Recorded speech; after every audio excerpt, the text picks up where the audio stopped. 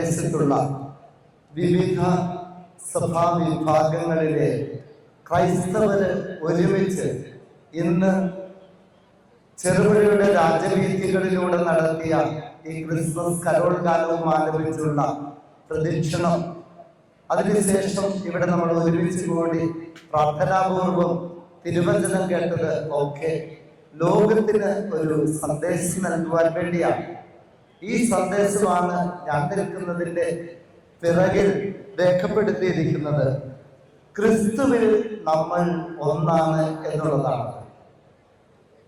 നമ്മൾ എല്ലാവരും യേശു ക്രിസ്തുവിൽ ഒന്നാണ്. യേശു ക്രിസ്തു അല്ലെങ്കിൽ ഈശോ മിശിഹ ആരാണ് എന്നുള്ളതാണ് പ്രധാനപ്പെട്ട പ്രഥമമായ ചോദ്യം.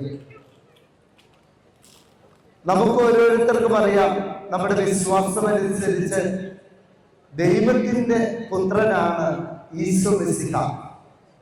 ഈശോ എന്ന് സുറിയാനി പാരമ്പര്യത്തിലുള്ളവർ പറയുമ്പോൾ യേശു എന്ന് പാശ്ചാത്യ പാരമ്പര്യത്തില് ഉള്ളവർ പറയും, ഇംഗ്ലീഷില് ജീസസ് എന്ന് പറയും, യഹോശുവ, യോശുവ എന്നീ ഹെബ്രായ പദങ്ങള്, ഈ ഹെബ്രായ പദത്തിൽ നിന്നാണ് ഈശോ, യേശു എന്ന പദമൊക്കെ വരുന്നത് എന്ന് നമുക്കറിയാം. യഹോശുവ, യോശുവ എന്ന് പറഞ്ഞാൽ ദൈവം രക്ഷിക്കുന്നു എന്നാണ് അതിന്റെ അർത്ഥം. ദൈവം രക്ഷിക്കുന്നു എന്ന് പറഞ്ഞാൽ എന്തിനാണ് ദൈവം രക്ഷിക്കുന്നത് എന്ന് ആധുനിക കാലഘട്ടത്തിലെ ആളുകൾ ചോദിക്കും. അതിന്റെ കാരണം എന്തായിരിക്കും? കാരണം മറ്റൊന്നുമല്ല, നമ്മൾ ഒന്നായ അവസ്ഥയിൽ നിന്ന് അകന്നുപോയി, പരസ്പരം അകന്നുപോയി, ദൈവത്തിൽ നിന്ന് അകന്നുപോയി എന്നുള്ളതാണ് അതിന് കാരണം. അപ്പൊ രക്ഷ എന്ന് പറഞ്ഞാൽ ആത്യന്തികമായി എന്തായിരിക്കും? രക്ഷ എന്ന് പറഞ്ഞാൽ ദൈവത്തോടു കൂടെ ഒന്നായിരിക്കുന്ന അവസ്ഥയാണ് രക്ഷ. ദൈവം മനുഷ്യനെ സൃഷ്ടിച്ചപ്പോൾ ഈ മനുഷ്യൻ ദൈവത്തോടു കൂടി ആയിരിക്കുവാൻ അവിടുന്ന് ആഗ്രഹിച്ചു. തന്റെ സ്നേഹത്തിന്റെ നിറവിൽ നിന്നും താൻ രൂപം കൊടുത്ത തന്റെ ഛായയും സാദൃശ്യവുമുള്ള മനുഷ്യൻ തന്നോടുകൂടെ നിത്യമായി ആയിരിക്കണമെന്നാണ് ദൈവം ആഗ്രഹിച്ചത്. എന്നാൽ ചരിത്രത്തിന്റെ ഏതോ ഒരു നിമിഷത്തില് പ്രലോഭനത്തിന് വശംവദരായി ഈ മനുഷ്യൻ, ആദിമാതാപിതാക്കൾ നമ്മൾ വിളിക്കും, അവർ സ്വന്തം ഇഷ്ടം അന്വേഷിച്ചു, സ്വാർത്ഥം അന്വേഷിച്ചപ്പോൾ ദൈവത്തെ നിരസിച്ചു, അനുസരണക്കേട് കാണിച്ചു. നമുക്കറിയാം അനുസരണക്കേട് എന്ന് പറയുന്നത് എന്താണ്? മാതാപിതാക്കള് മക്കളോട് പറയും, നിങ്ങൾ ഇങ്ങനെ ചെയ്യണം അല്ലെങ്കിൽ അങ്ങനെ ചെയ്യണം. കാരണം ഈ മക്കളുടെ നന്മയാണ് മാതാപിതാക്കള് ആഗ്രഹിക്കുന്നത്. അത് തിരിച്ചറിയാൻ സാധിക്കാത്ത മക്കൾ, ചില മക്കള് അതിന് വിരുദ്ധമായി പ്രവർത്തിക്കുമ്പോൾ അവര് അപകടത്തിൽ വീഴാറുണ്ട്. ചെറിയൊരു ഉദാഹരണം പറഞ്ഞാൽ, വീട്ടിൽ നിന്ന് പുറത്തു പോകുമ്പോൾ അപ്പച്ചൻ അല്ലെങ്കിൽ അമ്മച്ചി, പപ്പ അല്ലെങ്കിൽ മമ്മി പറയുകയാണ്, മോനെ കിണറ്റിൽ പോയി എത്തി നോക്കരുത്, അല്ലെങ്കിൽ അടുപ്പിൽ പോയി തീയിൽ തൊട്ട് നോക്കരുത്, തീയിൽ തൊട്ടാൽ പൊള്ളും, കിണറ്റിൽ എത്തി നോക്കി കാൽതെറ്റി വീണാൽ കിണറ്റിൽ വീണ് മരിച്ചു പോകും. ഈ കുട്ടികൾ പറയുകയാണ്, ഞങ്ങൾ വീട്ടിൽ നിന്ന് പുറത്തു പോകുമ്പോൾ, ഞങ്ങളുടെ മാതാപിതാക്കൾ പുറത്തു പോകുമ്പോൾ പോലും ഞങ്ങളെ കൽപ്പനകളുടെ തീട്ടൂരം കൊണ്ട് വലിഞ്ഞു മുറുക്കുകയാണെന്ന് പറഞ്ഞാൽ ആ കുട്ടികൾ കാര്യം മനസ്സിലാക്കാത്ത കുട്ടികളാണെന്ന് മുതിർന്നവരായ നമുക്കറിയാം. ഇതുപോലെ തന്നെയാണ് ദൈവത്തിന്റെ കൽപ്പനകൾ മനുഷ്യർക്ക് ദൈവം നൽകിയത്.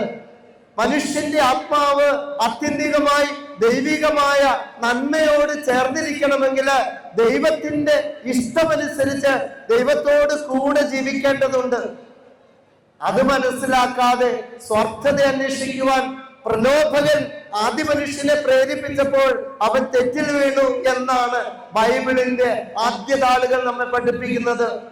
പ്രിയപ്പെട്ടവരെ, ഈ തെറ്റിൽ വീണ, അല്ലെങ്കിൽ മറ്റൊരു തരത്തിൽ പറഞ്ഞാൽ പാപം ചെയ്ത മനുഷ്യൻ, പാപം എന്ന് പറഞ്ഞാൽ ദൈവത്തിന്റെ ഇഷ്ടത്തിന് നിരക്കാത്തതെന്തും പാപമാണ്. കുറച്ചുകൂടി വ്യക്തമായി പറഞ്ഞാൽ ദൈവത്തിൽ നിന്ന് മനുഷ്യനെ അകറ്റുന്നത് എന്തും പാപമാണ്. ദൈവത്തിൽ നിന്ന് മനുഷ്യനെ അകറ്റിയ ഈ സന്ദർഭത്തിൽ നിന്നും വീണ്ടും ദൈവത്തിലേക്ക് മനുഷ്യനെ വീണ്ടെടുക്കുവാൻ വേണ്ടിയാണ് അവിടുന്ന് സ്വപുത്രനെ ഈ ലോകത്തിലേക്ക് അയച്ചത്. അതാണ് മനുഷ്യാവതാരം. ബഹുമാനപ്പെട്ട അച്ഛൻ ഇന്ന് വിശുദ്ധ മത്തായിയുടെ സുവിശേഷത്തിൽ നിന്നുള്ള വചനങ്ങളാണ് വായിച്ചത്. 1-ാം അധ്യായം 18 മുതൽ 25 വരെയുള്ള വചനങ്ങള്. ഈശോയുടെ ജനനം എങ്ങനെയായിരുന്നു എന്നാണ് അവിടെ പറഞ്ഞിരിക്കുന്നത്. അതിന് തൊട്ടു മുമ്പ് 1 മുതൽ 18 വരെയുള്ള ഈശോയുടെ വംശാവലിയില് ഈശോ ആരായിരുന്നു എന്ന് പറഞ്ഞു വെക്കുന്നുണ്ട്. അതിനുശേഷം ഈ ജന്മം എപ്രകാരമായിരുന്നു എന്ന് യൗസപിതാവിന്റെ, ഈശോയുടെ വളർത്തുപിതാവിന്റെ കാഴ്ചപ്പാടിൽ അവതരിപ്പിക്കുന്നതാണ് നമ്മൾ കേട്ടത്. അവിടെ 2 പേരുകൾ ഈശോയ്ക്ക് പറഞ്ഞു വെക്കുന്നുണ്ട്. ഒന്ന്, ഞാൻ ആദ്യമേ സൂചിപ്പിച്ച ഈശോ അല്ലെങ്കിൽ യേശു എന്ന പേര്. 2ാമത്തെ പേര് ഇമ്മാനുവേൽ എന്നാണ്. കന്യക ഗർഭം ധരിച്ചൊരു പുത്രനെ പ്രസവിക്കും, അവൻ ഇമ്മാനുവേൽ എന്ന് വിളിക്കപ്പെടും. ഇമ്മാനുവേൽ എന്ന് പറഞ്ഞാൽ 2 വാക്കുകളുടെ സങ്കലനമാണ്. ഇം എന്ന് പറഞ്ഞാൽ കൂടെ, എന്ന് പറഞ്ഞാൽ ദൈവം. ഇമ്മാനുവേൽ എന്ന് പറഞ്ഞാൽ ദൈവം നമ്മോടുകൂടെ, മനുഷ്യനോടുകൂടെ. മനുഷ്യനെ സൃഷ്ടിച്ച ദൈവമുണ്ടായിരുന്നു, ദൈവത്തോടുകൂടെ ഈ മനുഷ്യനും ഉണ്ടായിരുന്നു. അവിടുന്ന് പാപത്താൽ അല്ലെങ്കിൽ അനുസരണക്കേടാൽ മനുഷ്യൻ ദൈവത്തിൽ നിന്ന് അകന്നു പോയപ്പോൾ അവനെ വീണ്ടും തന്നോട് ചേർക്കുവാനാണ് ദൈവം മനുഷ്യനായി അവതരിച്ചത്. പ്രിയപ്പെട്ടവരെ, ദൈവം മനുഷ്യനായി അവതരിച്ചു എന്ന് പറഞ്ഞാൽ നമുക്ക് സത്യത്തിൽ മനസ്സിലാക്കാൻ പറ്റാത്ത വലിയ രഹസ്യമാണത്. നമ്മിൽ ഒരുവനായി ജനിച്ചു എന്നാണ് അർത്ഥം. മറിയത്തിന്റെ മകനായി, ഒരു സാധാരണ മനുഷ്യ സ്ത്രീയുടെ മകനായി ജനിച്ചത് കൊണ്ട് ഈശോ പൂർണ്ണ മനുഷ്യനായിരുന്നു. മനുഷ്യത്വത്തിന്റെ പൂർണ്ണത അവിടുന്ന് ഉണ്ടായിരുന്നു. എന്നാൽ യൗസപിതാവിന്റെ അല്ലെങ്കിൽ വളർത്തുപിതാവിന്റെ ഭാഗഭാഗിത്വമില്ലാതെ ദൈവത്തിന്റെ പരിശുദ്ധാത്മാവിന്റെ പ്രവർത്തനത്താൽ മറിയത്തിന്റെ ഉദരത്തിൽ ഉരുവായതുകൊണ്ട് അവിടുന്ന് പൂർണ്ണ മനുഷ്യനായിരുന്നു. ഈ ഈശോ മിശിഹായിലൂടെ മാത്രമേ മനുഷ്യകുലത്തിന് രക്ഷയുള്ളൂ എന്ന് ലോകത്തോട് വിളിച്ചു പറയുവാൻ ക്രൈസ്തവ ലോകം എക്കാലവും തയ്യാറായിട്ടുണ്ട്. അതിനുവേണ്ടി രക്തസാക്ഷിത്വം വഹിച്ച പൂർവികരുടെ പാരമ്പര്യമുള്ളവരാണ് ക്രൈസ്തവരായ നമ്മള്. ഈ വിശ്വാസമാണ് നമ്മെ മുന്നോട്ട് കൊണ്ടുപോകേണ്ടത്. ഈ വിശ്വാസത്തിന്റെ അന്തസ്സത്തെ എന്താണ്? ദൈവം മനുഷ്യനെ സ്നേഹിക്കുന്നു എന്നുള്ളത് തന്നെയാണ്. ഈ സ്നേഹമായിട്ടുള്ള ദൈവം നമ്മോട് കൂടെ ഉണ്ടെങ്കിൽ നമ്മൾക്ക് പരസ്പരം അകൽച്ച ഉണ്ടാവുകയില്ല. എന്തിന്റെ കാരണത്താലാണേലും മനുഷ്യൻ അകന്നു നിൽക്കാതെ പരസ്പരം സ്നേഹിക്കണം. അതിനുള്ള അടിസ്ഥാനം ദൈവമാണ് എന്ന് തിരിച്ചറിയണം. ഒരു കാര്യം കൂടി പറഞ്ഞു വെക്കുവാൻ ഞാൻ ആഗ്രഹിക്കുകയാണ്. ജാതിയുടെ, മതത്തിന്റെ, വർണ്ണത്തിന്റെ, വർഗത്തിന്റെ, രാഷ്ട്രീയത്തിന്റെ ഒക്കെ പേരില് ഇന്ന് മനുഷ്യൻ കലഹിക്കുകയും വിഭജനത്തിന്റെയും വെറുപ്പിന്റെയും വിദ്വേഷത്തിന്റെയും തത്വശാസ്ത്രങ്ങൾ പ്രചരിപ്പിക്കുകയും ചെയ്യുന്ന ഒരു കാലഘട്ടത്തിലാണ് നമ്മൾ ജീവിക്കുന്നത്. ഏതാനും ആഴ്ചകൾക്ക് മുമ്പ് ഞാൻ രാജസ്ഥാനിലെ ജയ്പൂരിൽ പോയി. അവിടെ ചെന്നപ്പോൾ അവിടുത്തെ ക്രിസ്ത്യാനികൾ എന്നോട് പറഞ്ഞു, അച്ഛാ, ഈ വർഷം കരോൾ ഗാനങ്ങൾ ആലപിച്ച് തെരുവീഥികളിലൂടെ നടക്കുവാൻ സാധിക്കുമോ എന്ന് ഞങ്ങൾ അറിഞ്ഞുകൂടാ. അവിടുത്തെ നിയമം അത് അനുവദിക്കുന്നില്ല എന്ന് പറഞ്ഞു. പ്രിയപ്പെട്ടവരെ, ഈ നാട്ടില് നമ്മൾ ഓരോരുത്തരും വിശ്വസിക്കുന്ന വിശ്വാസം ഏറ്റുപറയുവാനും ആ വിശ്വാസം ജീവിക്കുവാനും പ്രചരിപ്പിക്കുവാനും ഇന്ത്യൻ ഭരണഘടന അനുവദിക്കുന്നുണ്ടെങ്കിലും ഇന്ത്യയുടെ വിവിധ പ്രദേശങ്ങളില് നമ്മുടെ വിവിധ വിഭാഗങ്ങളിലുള്ള ക്രൈസ്തവര് ഇന്ന് ആശങ്കയിലും ആകുലതയിലുമാണ് എന്നുള്ളത് മറന്നു പോകരുത്. പക്ഷേ നമ്മൾ വിശ്വസിക്കുന്ന യേശു ക്രിസ്തുവിന്റെ ചൈതന്യം, സന്ദേശം എന്ന് പറയുന്നത് എല്ലാവരെയും സ്നേഹിക്കുന്ന ചൈതന്യവും സന്ദേശവുമാണ്.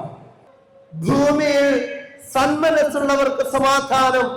അതേ പ്രിയപ്പെട്ടവരെ, കത്തോലിക്കനായാലും പ്രൊട്ടസ്റ്റന്റ് ആയാലും ഓർത്തഡോക്സുകാരനായാലും യാക്കോബായക്കാരനായാലും CSI-കാരനായാലും ലാറ്റിൻകാരനായാലും സുറിയാനിക്കാരനായാലും ഏത് വിഭാഗത്തിൽപ്പെട്ടവനായാലും സന്മനസ്സുണ്ടെങ്കിലേ നമുക്ക് സമാധാനം അനുഭവിക്കുവാൻ പറ്റുകയുള്ളൂ. ഈ സന്മനസ്സും സമാധാനവും നമുക്ക് സ്വന്തമായി ലഭിക്കണമെങ്കിൽ നമ്മെ സൃഷ്ടിച്ച നമ്മുടെ ഓരോരുത്തരുടെയും നിയന്താവായ ദൈവത്തിൽ നമ്മൾ വിശ്വസിക്കണം. അവിടുത്തെ ഛായയിലും സാദൃശ്യത്തിലുമാണ് ഞാൻ നിങ്ങൾ സൃഷ്ടിക്കപ്പെട്ടത് എന്ന സത്യം നമ്മൾ അംഗീകരിക്കണം. അങ്ങനെ അംഗീകരിച്ചാൽ പരസ്പര സ്നേഹത്തിൽ നമുക്ക് ജീവിക്കുവാൻ സാധിക്കും.